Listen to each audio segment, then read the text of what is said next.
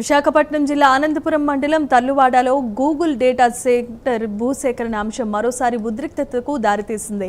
రైతులను పరామర్శించేందుకు వెళ్తున్న సిపిఎం నాయకులను పోలీసులు మార్గమధ్యలోనే అడ్డుకొని అదుపులోనికి తీసుకున్నారు. అనంతరం వారిని ఆనందపురం పోలీస్ స్టేషన్కు తరలించారు. రైతులను కలవకుండా అడ్డుకోవటం ప్రజాస్వామ్య హక్కులను కాలరాయటమేనంటూ సిపిఎం నాయకులు ఆగ్రహాన్ని వ్యక్తం చేశారు. రైతుల సమస్యలను తెలుసుకునేందుకు వెళ్తున్న తమను నిర్బంధించడం అన్యాయమన్నారు.